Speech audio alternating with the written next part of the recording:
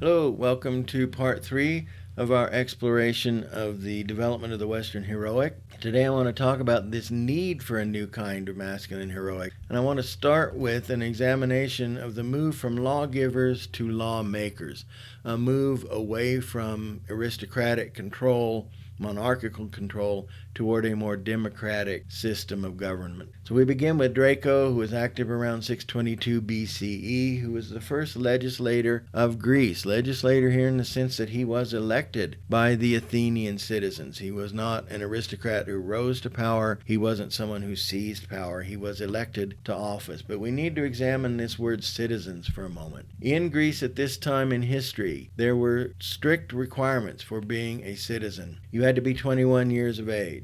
You had to be male. You had to be Greek. You couldn't have moved to Greece from somewhere else. You had to be resident in Athens, and your family had to have been resident in Athens for the past 3 generations. You had to own land, and you had to be worth a certain minimum amount of money. So if all of these applied to you, you were a citizen, and you had the rights of a citizen under Athenian law. He established a harsh written code of law which forced debtors into slavery and levied the death penalty for most property offenses like theft or vandalism and so forth.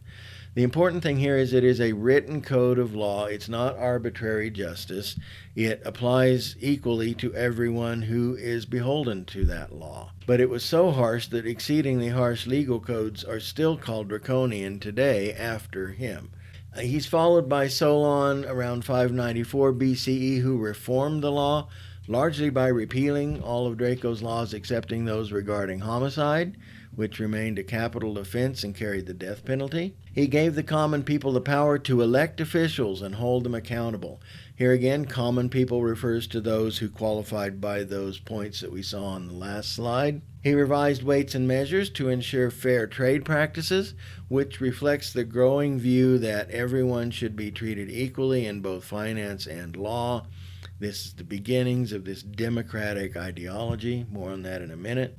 Prohibited debt slavery, believed that people should remain free to work off their debt, and he released all existing debt slaves so that they could begin to work off their debt as free men. He's followed by Pisistratus, who ruled from about 561 to 528, who's known as a benevolent tyrant. Tyrant means exactly what it sounds like. Today we would use autocrat or perhaps dictator, but he's seen as benevolent. So even though he held absolute power and his rule was absolute, he used it less for self-aggrandizement and self-enrichment than for the betterment of his city.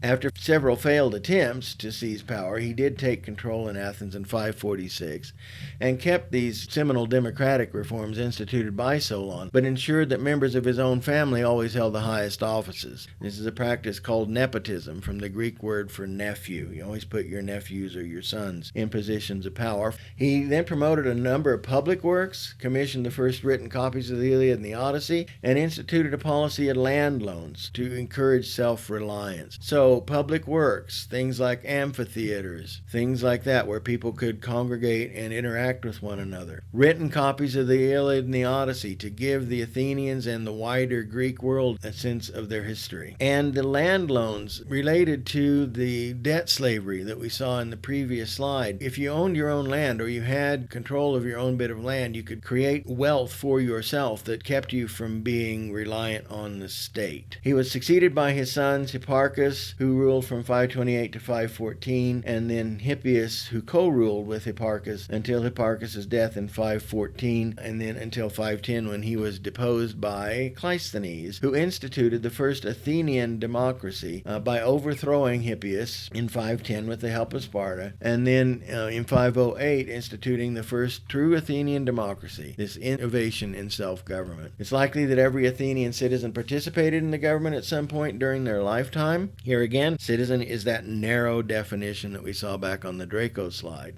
Democracy, of course, comes from the Greek words demos, meaning people, and kratia, meaning power or rule, and thus is ruled by the people. The idea that if you are affected by the laws, you should have a role in making those laws. This new Greek democracy was immediately threatened by the rise of the Persian Empire in the east, however. And we see here on the map, this is Asia Minor, this is the region called Ionia, because Greeks from this part of Greece had moved to this part of Asia Minor because of better arable land. And so Greece was moving eastward and Persia was moving westward. Now these cities for a time were happy to sort of coexist with the Persians until they rebelled, and this led to the Greco-Persian Wars. So we see the Ionian Greek cities revolt against Darius I between 499 and 493, and Athens sends aid to these Greek cities to support them in their belief that they should be able to retain their rights as Greek citizens. This leads to the first Persian invasion of Greece for 2 years from 492 to 490, ending with the Battle of Marathon, which is a Greek victory under Themistocles. There's a 10-year break, an interbellum in the war here, while Persia under Darius I begins to raise a newer, larger army. The Egyptian satrapies rebel in 486. Darius dies that same year, and Xerxes becomes king. And the second Persian invasion of Greece happens from 480 to 479 with another Greek victory. The Greeks then counterattack. For the first time, they take the battle to Persia against Persian interests for 30 years from 479 to 449. During this period, Pericles comes to power in Athens around 461, and then ultimately the Persians are defeated at Byzantium in 449. So Greece is holding its own against Persia at this time. After the Persian defeat at Byzantium, Sparta and their allies withdraw. They say, we have accomplished what we set out to do. We're going home and deal with our business at home. So Athens is left as sole leader of Greek operations in the Persian theater. It forms the Delian League with the remaining Greek forces around 478, and this effectively becomes the Athenian Empire. The Wars of the Delian League from 477 to 449 is when Athens and the allies continue to fight against Achaemenid Persia under Xerxes and his descendants, and Sparta and the Peloponnesian League are also enemies of Athens at this time in history. Again, Egypt revolts against Persia in 460. Athens aids the rebels, leading to an Athenian defeat in 455 when Athens shifts focus to fight against the Peloponnesian League, Sparta and its allies. So we see here this development, this Athens continuing to force this issue because of their unyielding belief in the right of the individual to determine their own life rather than be subject to a crown. So they keep pushing this issue with Persia to prove that their way of life, their democratic way of life, is the superior one. That's tied up with their view of the heroic. This leads to the Peloponnesian Wars, the wars between Athens and Sparta over control of the Greek world, the Athenian view versus the Spartan view. The first Peloponnesian War goes from about 460 to 445, Sparta and Thebes against Athens and the rest of the Delian League. Pericles moves the treasury of the Delian League from the island of Delos to Athens in 454, believing that it was too vulnerable. The second Peloponnesian War occurs from 431 to 404, largely caused because Pericles embezzled from the treasury of the Delian League to rebuild Athens after the Persians had burned it down in the Greco-Persian Wars. And Athens' ally, the island of Samos, rebels. Sparta then sees this as a chance to weaken Athenian might and invades, and Athens actually surrenders to the Spartans in 404 BCE and is occupied by Sparta, which leads to a little over a year of a period called the 30 Tyrants, when aristocrats from Sparta are put in control in Athens and Athenian democracy is removed. Thucydides is the father of modern history. We talked about Herodotus in the previous one. He lived from around 460 to 395, where Herodotus' histories were based on rumor and myth and hearsay. Thucydides' history is based on his personal experience and on other eyewitness accounts. He was actually a general at one point during the war. His mission failed, so he was exiled, but he was there. He saw what happened, and if he wasn't at a particular battle, he went to where that battle was held and he asked people what happened. So they had eyewitness accounts of it. This is this first true scientific modern history. And his history has full human agency. Whereas Herodotus wrote his history based on the Trojan War and this idea of Paris not being able to avoid being involved in the dealings of the gods. When you read Thucydidean history, he doesn't mention a god anywhere. His reasons for the Peloponnesian Wars are that Athens became too powerful, Sparta became concerned, Sparta took action to limit Athenian power, and the result was many, many years of war. So he held people responsible for the decisions they made, the actions that they took, and the consequences that came out of those. He wrote, "I lived through the whole of it, being of an age to comprehend events, and giving my attention to them, in order to know the exact truth about them. It was also my fate to be an exile from my country for 20 years, and being present with both parties, and more especially with the Peloponnesians, I had leisure to observe affairs somewhat particularly." It is around this period, after the defeat of the 30 tyrants in Athens, that Socrates rises to prominence, the father of moral philosophy, lived from around 470 BCE to 399 BCE. He was very concerned with the individual knowing themselves, the individual being responsible to themselves and thereby to the community. He very famously said, "I know that I know nothing." This belief that you should constantly examine your beliefs and what you think you know and adjust them according to new facts as they become available. And he said that the unexamined life is not worth living. He believed that if you did not do this constant self-examination, then you were victimizing yourself. You were leaving yourself open to victimization by authoritative powers. The Corinthian War, the Theban-Spartan War, and the Theban hegemony follow after this time around 390, where we see this continued struggle for supremacy in the Greek world, ending with the Battle of Mantinea in 362 BCE, where Thebes is defeated by Sparta, Athens, and Mantinea, and Greece is so weakened that no city has dominance anymore. And this leaves Greece vulnerable to Macedonian incursion. The Macedonian Conquest from 353 to 338, Philip II invades a weakened Greece and defeats Athens in 338. In 336, he's assassinated, and his son Alexander becomes king at the age of 20. 334, Alexander attacks Persia. He institutes conflict with Persia instead of waiting for Persia to come to Greece. And then in 331, he defeats Darius III, and all of Persia now falls under his control. He created the greatest empire the world had ever seen to that point, including Asia Minor, or Turkey, Assyria, the Levant, Palestine, Egypt, Mesopotamia, Media, Persia, and parts of modern Afghanistan, Pakistan, and the central steppes of Asia. But his troops mutinied at Opis in Babylon in 324, and so he was convinced to return to the west. He sends his army home while he takes a more southern route, and he is in Babylon at the palace of Nebuchadnezzar in 323 when he dies at the age of 32.